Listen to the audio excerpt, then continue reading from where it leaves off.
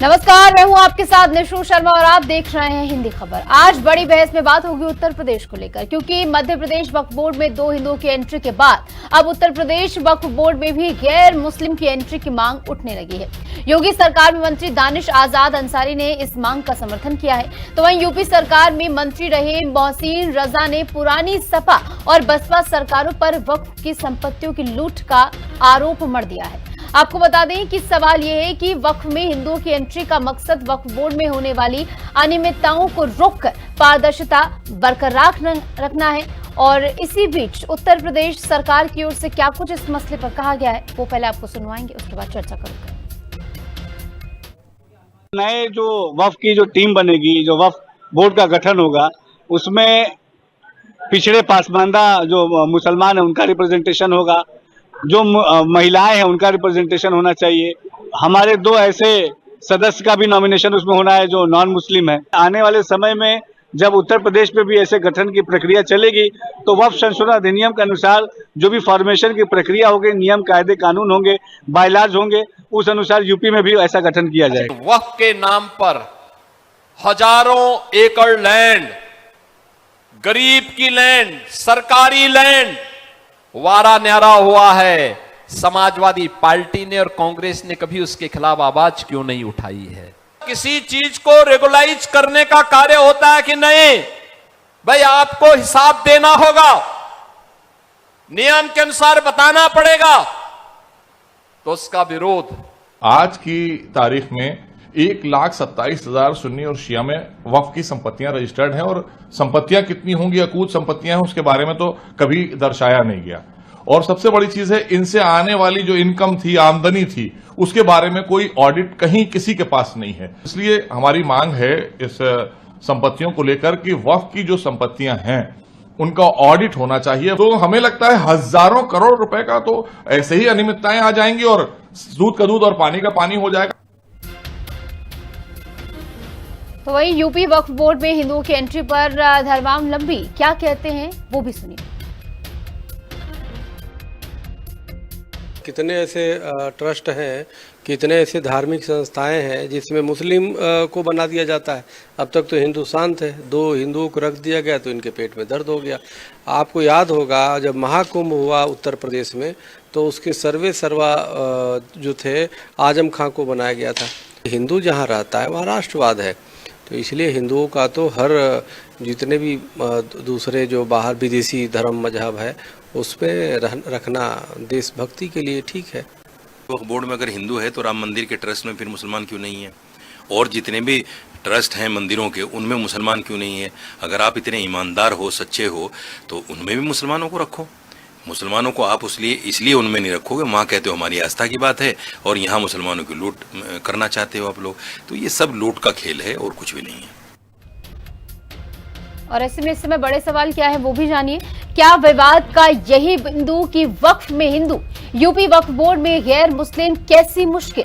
हिंदुओं की एंट्री से भाईजान क्यों है हलकान? और चोरी वाली बात, वक्फ बोर्ड वाला आघात, इसे क्यों माना जा रहा है? एंट्री वक्फ लॉबी इस बदलाव को क्या मंजूरी देगी? ये सबसे मुख्य सवाल है। क्या वक्फ बोर्ड का शुद्धिकरण होने वाला है?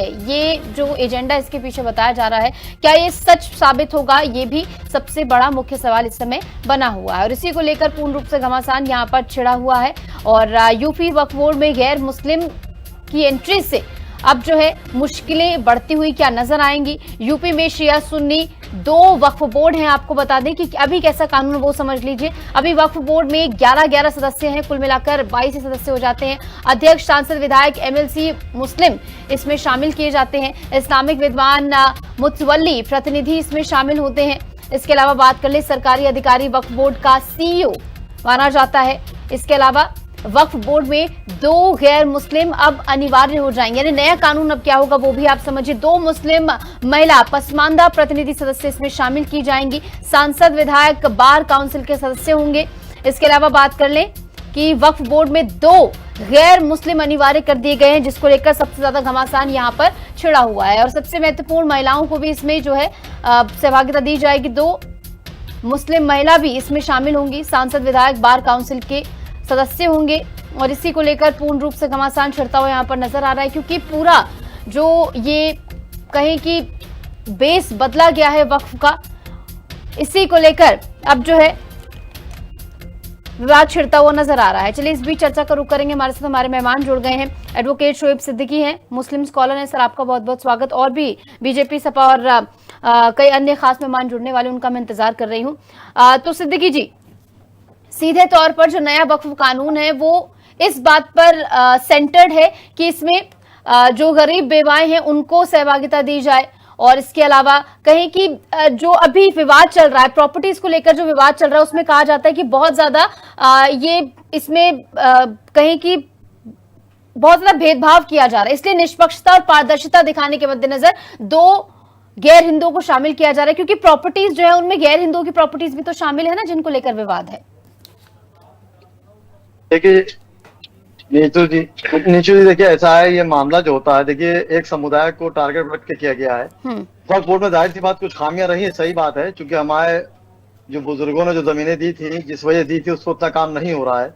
लेकिन इस पे कहीं ना कहीं सरकार निगाह गड़ाए हुए है कि मुस्लिम की संपत्ति को अपने कब्जे में किया जाए। देखिए होता क्या है, जैसे अभी 1 साल पहले वक्फ बोर्ड की जमीन पे कब्जे करने की बात चल रही थी, तो उस पर एक बात उठी थी कि सनातन बोर्ड भी बने। तो सनातन बोर्ड की जब बात बनने की आई थी, तो मैंने खुद भी चैनल पे ये बात कही थी कि सनातन बोर्ड बने, कौन चाहता है उसमें दखलंदाजी के लिए। तो जो हमारा वक्फ बोर्ड है, इसमें जो खामियां होती है, जाहिर वो खामियां दूर कर दी जाएंगी। अब जिस तरह आपने कहा कि उसमें गैर मुस्लिम रखे जाएंगे, उसमें ख्वातीन रखी जाएंगी, तो मैं समझता हूं कि इसमें रखने से पहले बड़े बड़े आलिमों से मिल के बैठ के बात करने की जरूरत होती है। दानिश अंसारी साहब, जाहिर सी बात है, जिस तरह आप बंगाल में देख लिए, मुख्यमंत्री जो बने थे, उनको कुछ चीजें बताई गई थी कि आप मुख्यमंत्री बनने के बाद इस तरह एक्शन लेंगे। बंगाल में देखिए आम मुसलमान बहुत परेशान है, वहां विधायक सांसदों को रोड पे दवा के मारा जा रहा है, पब्लिक हंस रही है, वो कानून की संविधान कहाँ गया। उस हिसाब से देखिए दानिश अंसारी साहब बहुत सुलझे हुए हैं, कई बार मेरी मुलाकात भी उनसे हुई, लेकिन उन्होंने ही बात कही। अगर मैं समझता हूँ किसी गैर मुस्लिम ने बात कही होती तो डिबेट कहीं और जाती, लेकिन दानिश अंसारी को ही मोहरा बनाया गया कि उनको सामने ला के बात कही जाए। आप देखिए वक्फ बोर्ड जो होता है सुन्नी शिया दोनों का अलग वक्फ बोर्ड है, तो उसमें मैं समझता हूँ किसी के जाति मामले में मैं समझता हूँ दूसरे मजहब को मुदाखलत करनी नहीं चाहिए।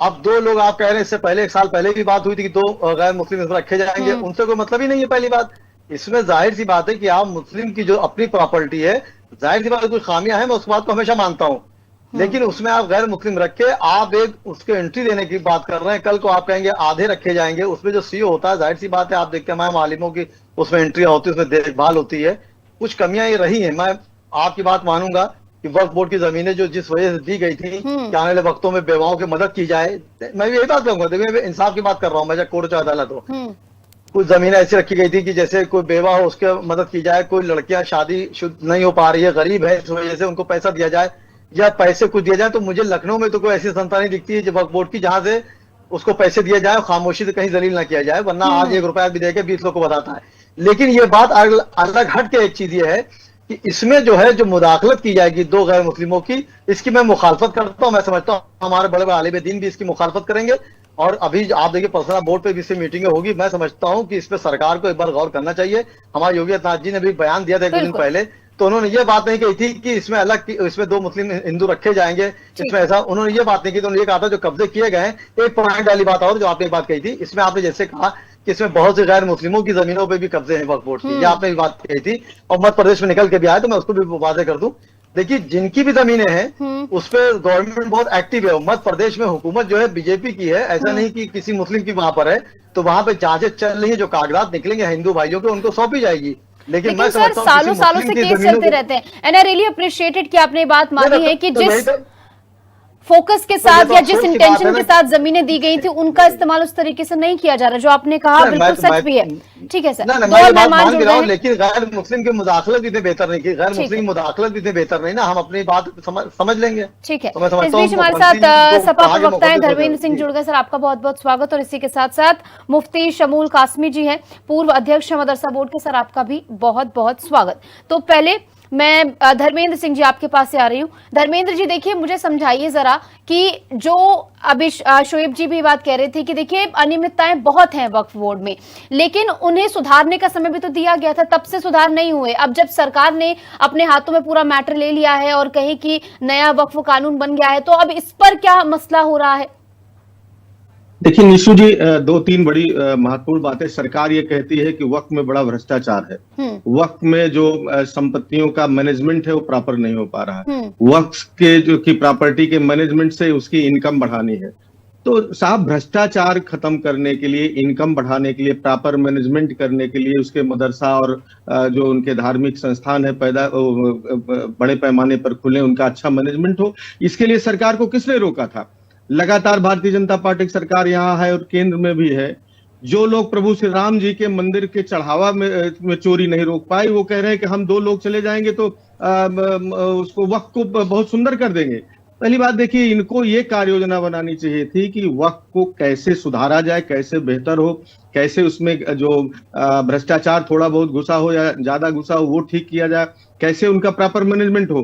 क्या किसी दूसरे धर्म के 2 लोगों के सदस्य हो जाने से उसका मैनेजमेंट अच्छा हो जाएगा? ये कैसे माना जाए? जो लोग अपने ही ट्रस्ट में लगातार चोरी, लगातार भ्रष्टाचार, कमीशन खोरी, उसका मैनेजमेंट नहीं कर पाए, क्या ऐसा नहीं लगता है कि ये समय, 2 चीजें महत्वपूर्ण। एक तो ये समय 2025 में वो पास हुआ था, माननीय सुप्रीम कोर्ट में है, अब कुछ प्रावधानों पे स्टे है, कुछ अभी सब जुडिस है, प्रॉपर है, और अचानक प्रभु श्री राम के मंदिर में चोरी करते हुए रंगे हाथ लोग पकड़े जाते हैं और नया सी गुफा लेके चले आते हैं। तो किसी भी संस्था में सुधार जो है वो सुधारात्मक संवैधानिक व्यवस्था के तहत अच्छी नीयत से होना चाहिए, गुड गवर्नेंस की नीयत से होना चाहिए, न कि उस संस्था को राजनीतिक उपयोग के लिए, आपको अपने एजेंडा सेट करने के लिए प्रयोग करना चाहिए। और भारतीय जनता पार्टी का जो टोटल उद्देश्य है वो केवल एजेंडा सेट करना और विमर्श को भटकाना दूसरी तरफ, कि रंगे हाथ चोरी से पकड़े गए हैं और उस चोरी को रोकने में विफल रहे हैं और मदरसे की बात करके और उससे ध्यान भटकाना चाहते हैं, सिर्फ इतना। ठीक है। और चलिए, हमारे साथ देवेंद्र त्यागी जी भी जुड़ गए, बीजेपी नेता हैं। सर, आपका बहुत बहुत स्वागत। आपका मैं इंतजार भी कर रही थी, आपके पास आऊंगी, लेकिन मैं पहले जरा मुफ्ती शमूल जी का भी जरा जवाब उनसे ले लूं, उसके बाद मैं इकट्ठा आपसे सभी सवालों का जवाब लूंगी। तो कासमी जी, अब आप समझाइए कि देखिए, तीसरी सबसे ज्यादा जमीन, यानी 3rd नंबर पर सबसे ज्यादा जमीन वक्फ बोर्ड के पास है, लेकिन क्या उसका सही इस्तेमाल हो रहा है? महिलाओं को प्रतिनिधित्व इसमें नहीं दिया गया। जो तमाम पसमानदा मुसलमान है वो भी लगातार इसको लेकर जो है सवाल उठाते रहे हैं कि हमें उसमें प्रतिनिधित्व नहीं दिया जाता है। इतने समय से मुद्दे उठ रहे हैं, वक्फ बोर्ड की ओर से कोई फैसला नहीं लिया गया। जब पानी सर से ऊपर चला गया, इतनी सारी कहीं की संपत्तियों पर विवाद छिड़ गए, तो सरकार ने अपने हाथ में पूरा मसला जो है ले लिया। अब सरकार ने नया कानून बना दिया है और वो और लागू करने के लिए भी आगे बढ़ रही है। हाँ, देखिए, मैं एक पंक्ति कहता हूं कि इनकलाब पसे इनकलाब आएगा, कहीं से आए सितम का जवाब आएगा। 1947 के बाद, आज़ादी के बाद 60 साल कांग्रेस को राज करने का मौका मिला देश पर। सिर्फ और सिर्फ मुसलमानों में डर और खौफ पैदा किया और मुसलमानों का वो वर्ग जो उनका विश्वास पात्र था उसे इन संपत्तियों का मुतवल्ली और बोर्ड का अध्यक्ष बनाया। और उन्होंने बगैर किसी दरेक के इन तमाम संपत्तियों को, जो गरीबों के लिए, यतीमों के लिए, मिस्कीनों के लिए, गरीब महिलाओं के लिए, जिन दाताओं ने दान दिया था, यानी संपत्ति वक्फ की थी, उसका खुल के दुरुपयोग किया।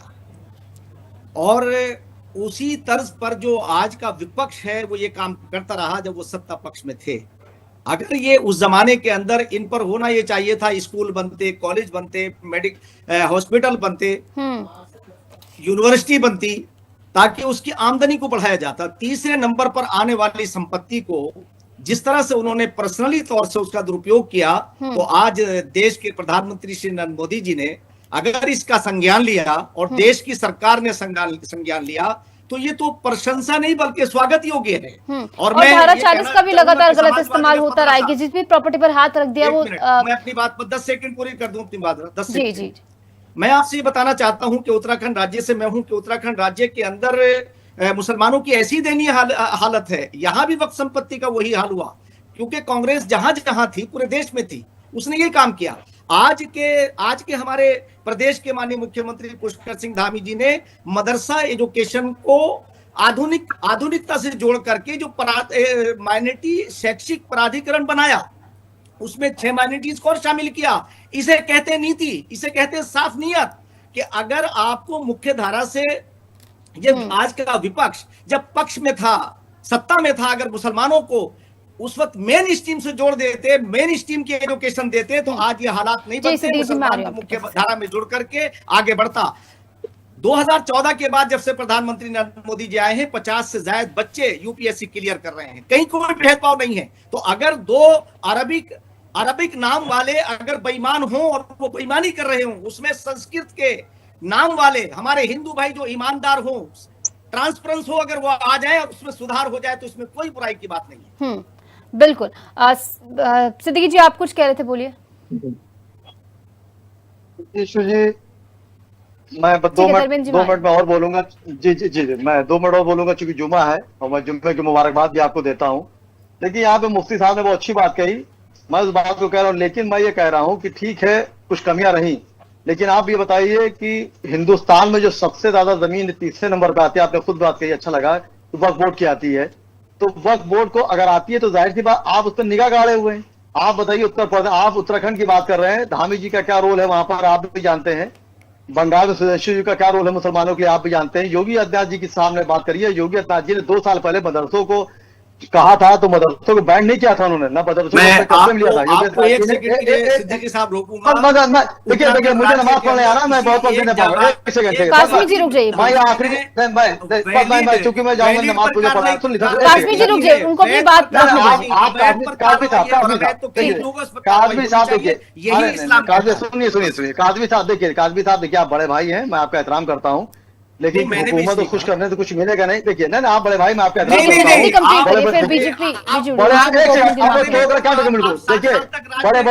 देखिए, बड़े बड़े दिग्गज, सुनिए काजमी, सुन लिए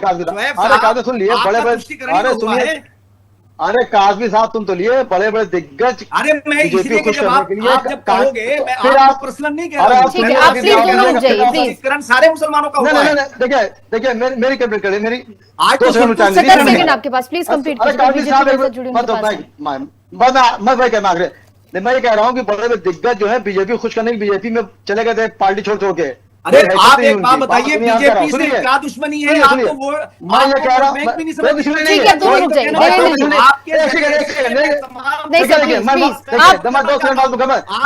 काजमी साहब को चुप कराइए। देखिए 30 सेकंड कर दूंगा, मैं बैठ नहीं पाऊंगा। काजमी साहब कंप्लीट कर रहा हूँ। मैं ये कह रहा हूँ, योगी आदित्यनाथ जी ने मदरसे को बैन नहीं किया था, कब से लिया था? उन्होंने मानक तय किए थे कि मदरसों में मानक तय हो, जो कमियां उसको पूरा किया जाए। आज भी मदरसे हिंदुस्तान में चल रहे, लखनऊ का देवबंद, लखनऊ का जो है नदवा है, सहारनपुर का देवबंद आज भी चल रहे। ठीक है सिद्दीकी जी, देवेंद्र जी वो कह रहे हैं कि अगर आपको इतनी दिक्कतें दिख रही थी वक्फ बोर्ड में, तो आप उन्हें ठीक करते ना, लेकिन आपने जो फैसला लिया है कि 2 गैर मुस्लिम को उसमें शामिल कर देंगे, ये कहां से ठीक है, वो ये पूछ रहे हैं। और ये जो बड़ा सवाल पूछा जा रहा है वो ये भी कि अगर इस तरीके से वक्फ बोर्ड में गैर मुस्लिमों को शामिल किया जा रहा है, तो क्या बाकी हिंदुओं के ट्रस्ट में भी गैर हिंदुओं को शामिल किया जाएगा, उन्हें भी इस तरीके से सहभागिता दी जाएगी उसके अंदर? देखिए नीतू शर्मा जी, मैं आपके चैनल के माध्यम से अभी इनको बता दूं कि ये एक बहुत अच्छी पहल है। यहाँ हिंदू मुस्लिम की एकता को बल मिलने का मामला है। हम सब लोग जाति धर्म से ऊपर उठ के काम करें, और जितनी भी ये चाहे मस्जिद हो, मंदिर हो, चाहे और कोई गुरुद्वारा हो, चर्च हो, किसी भी जाति धर्म का कोई अगर पूजा स्थल है, वहां कोई लोग खिलवाड़ करते हैं, वहां कोई लोग घोटाला करते हैं, वहां अगर कोई बदतमीजी करते हैं, तो उसको रोकने के लिए अगर हम सब लोग प्रयास करें, हम सब लोगों की भूमिका अदा हो, तो ये मानवता के लिए एक अच्छी पहल है। हम इसे जाति धर्म से ऊपर उठ के देखें, ये हमारे लिए अच्छी बात है।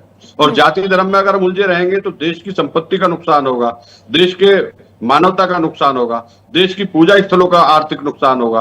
और इसी नुकसान के चलते सब लोगों में, सभी जगह, मैं मंदिर के लिए भी कहना चाहता हूँ, मंदिर में हो, चाहे मस्जिद में हो, चाहे कब्रिस्तान में हो, चाहे शमशान में हो, जहाँ भूमि सबकी आस्था से जुड़ी हुई है, उसके साथ खिलवाड़ करने का, उसके साथ व्यभिचार करने का किसी को हक नहीं है। और ये एक अच्छी पहल है, सबको मिलकर रोकनी चाहिए। अगर हिंदू इसमें शामिल हो गए तो ये अच्छी बात है। लेकिन वो सर पूछ रहे हैं कि हिंदुओं के ट्रस्ट में गैर हिंदुओं को सहभागिता दी जाएगी क्या? मैं यही तो कह रहा हूँ कि इन लोगों को इसका समर्थन करना चाहिए, इन लोगों को इसका धन्यवाद करना चाहिए, इन लोगों को जाति धर्म से ऊपर उठ के देखना चाहिए। अगर ये पहल अच्छी है तो ये सब जगह लागू होगी। सर मेरा सवाल ये था कि जैसे वक्फ बोर्ड में गैर मुस्लिमों को शामिल किया गया, वैसे क्या तमाम जो हिंदुओं के ट्रस्ट, चाहे वो तिरुपति बालाजी ट्रस्ट हो, उसके अंदर क्या मुस्लिमों को शामिल किया जाएगा, उनको भागीदारी दी जाएगी? मैं अभी यही तो आपको बता रहा था कि भारतीय जनता पार्टी में मुसलमानों पर जिम्मेदारी नहीं है क्या? अल्पसंख्यकों में जिम्मेदारी नहीं है क्या? मुसलमान मंत्री नहीं है क्या? मुसलमान नेता नहीं है? तो जैसे जैसे उन पर जिम्मेदारी है, जिम्मेदारी बांटती जाएगी, जिम्मेदारी आगे भी चलेगी। ठीक है देवेंद्र जी, धर्मेंद्र जी आप कुछ कह रहे थे वो भी बोलिएगा। और इसी के साथ साथ देखिए सीधे तौर पर बात अब यही कही जा रही है कि चीजें अब सुधारने के लिए फैसला लेना ही पड़ेगा, क्योंकि ट्रिब्यूनल कोर्ट में आप देखिए कितने सारे मसले उलझे हुए, कितनी सारी प्रॉपर्टीज, जैसे केरला की मैं बात कर लूं, वहां पर 50 से ज्यादा ऐसे परिवार हैं जो कि बेघर होने को हैं, क्योंकि उस जमीन को वक्फ घोषित कर दिया गया है। धारा 40 का सीधे तौर पर गलत इस्तेमाल कई बार हुआ है, बार बार ये मुद्दा उठता रहा है। देखिए निशु जी, 2025 में संशोधन होगा संसद से, वो मामला सब जुडिस, उसमें कुछ आर्टिकल्स पर उन्होंने रोक लगा दी है कुछ बिंदुओं पर, और कुछ पे बहस का बिंदु है। देखिए उससे ब्रॉड पर्सपेक्टिव में मैं नियत पे सवाल कर रहा हूँ। दो चीजें, एक तो 2025 में पास हुआ, तो आज जो समय है किस लिए अचानक ये बात आई कि उसमें गैर हिंदू शामिल कर रहे हैं। इन्होंने ये नहीं कहा कि हम उसके सुधार की दिशा में क्या क्या कदम उठा रहे हैं, कैसे कैसे सुधार होगा, क्या कार्य योजना बनाए हैं कि उसका भ्रष्टाचार खत्म हो जाएगा, ये समस्याएं खत्म हो जाएंगी, बेहतर मैनेजमेंट हो जाएगा, यूनिवर्सिटी, कॉलेजेस, धार्मिक संस्थान, रिलीजियस संस्थान बन जाएंगे। इस पर कोई बात नहीं हो रही। बात हो रही है कि उसमें गैर मुस्लिम घुसा देंगे, बस केवल उसी सुधर जाएगा। कैसे सुधर जाएगा? देखिए पहले वक्फ बोर्ड के जो पुराने नियम थे, अभी हम पीछे चले जाते हैं, आर्टिकल 14 में राज्य जो है वक्फ बोर्ड का गठन करता था, स्टेट को पावर थी, और किसी को जो भी नियुक्त करना करते थे। धारा 18 में राज्य सरकार द्वारा सीईओ की नियुक्ति, चीफ एग्जीक्यूटिव ऑफिसर की। धारा 64 में मुतवल्ली अपने कर्तव्यों को उल्लंघन करे या कुप्रबंधन या उस पर कोई आरोप लगे तो उसको हटाने की कार्यवाही का पावर था। 96 में पॉलिसीज स्टेट गवर्नमेंट डिसाइड करती थी किस तरह से काम करने हैं, उसका गाइडलाइंस बनाती थी। और 99 में किसी भी वक्त को राज्य सरकार अगर ये लगे कि उसके गाइडलाइंस का पालन नहीं कर रहा हो, प्रॉपर मैनेजमेंट नहीं, तो बर्खास्त कर सकती थी, टेम्परेरी सस्पेंड कर सकती थी। तो सवाल यह है कि अगर नीयत सही होती, आज हमारे साथी अभी कह रहे थे जो उत्तराखंड सरकार के प्रवक्ता के रूप में बैठे हुए हैं, उन्होंने ये कहा कि तमाम सरकारों ने, अरे साहब मैं कह रहा हूं आप मोदी जी के तीसरे कार्यकाल, और चाहे उत्तराखंड हो चाहे उत्तर प्रदेश में, लगातार उत्तराखंड में भी दूसरी सरकार है, यहां भी योगी जी का 11 साल हो गया, करीब करीब पूरा हो गया। इनसे आपने नहीं पूछा कि इन वर्षों में जब से इनकी सरकार है, इन्होंने बोर्ड को एम्पावर्ड करने के लिए अल्पसंख्यकों के, खवातीन के, बच्चों के हित के लिए कौन सी वक्त में कौन सा आमूलचूल परिवर्तन किया, कितनी यूनिवर्सिटीज बना दी, कितना प्रॉपर मैनेजमेंट कर दिया, कितना उसमें रेवेन्यू जनरेशन बढ़ा दिया, कि कौन से धार्मिक संस्थानों का मैनेजमेंट बेहतर कर दिया। वही मैं कह रहा हूं, सवाल यह है कि जो राम मंदिर में चोरी कर रहे हैं, चोरी करते हुए पकड़े गए, वो कह रहे हैं कि उसमें हम अपने 2 लोगों को आरएसएस के बैठा देंगे तो वहां भी सब सुधर जाएगा। ये कोई जवाब नहीं है, जवाब ये होना चाहिए कि आप कैसे करोगे। ठीक है कासमी जी, अब आप इसका जवाब दीजिए। वो कह रहे हैं हमें नियम पे कोई सवाल नहीं है, हमें मंशा पे सवाल है। जानबूझकर आरएसएस जो बैकग्राउंड जिन लोगों का उनको इसमें घुसाया जा रहा है, और सीधे तौर पर आपकी मंशा ही गलत है। आपके पास कोई सुधार का तरीका तो है नहीं, आप अलग ही जोन में चले जा रहे हैं कि गैर मुस्लिमों को घुसा दें आप वक्फ बोर्ड में। सर आपका माइक शायद म्यूट है, प्लीज अनम्यूट कर लीजिए।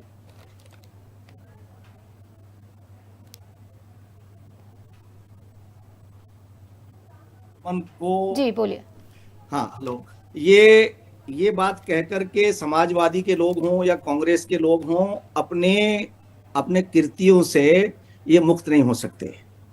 आज मैं ये कह सकता हूं कि 60 साल में कांग्रेस ने कोई उसमें काम नहीं किया, बल्कि उनमें लूट मचाई और उसका खुरद बुरद किया। आज 2014 के बाद से अगर कानून ला करके संशोधन किया और उसे नियमित करने का अगर काम किया है, तो उसकी तो सराहना होनी चाहिए कि देश के प्रधानमंत्री श्री इतने सालों में जब ये संज्ञान लिया, ये तो बताइए मुफ्ती माने बड़ा धार्मिक रिलीजियस जानकार होता है, कम से कम कुछ सच बोलिए। ये पूछिए जरा से कि चाहे उत्तराखंड हो चाहे उत्तर प्रदेश हो, देश के विभिन्न कोनों में भाजपा सरकार ने वक्त क्यों नहीं दुरुस्त किया, क्यों नहीं अब तक सुधार हुआ, ये सवाल उनसे पूछ लीजिए। आप ठीक है सर, माफी के साथ आप दोनों को रोक वक्त हमें इतनी इजाजत है, बहुत बहुत शुक्रिया।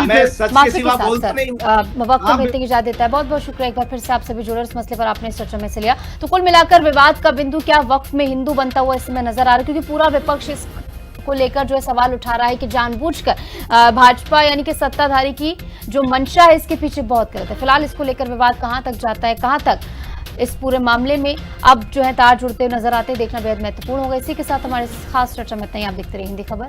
नमस्कार।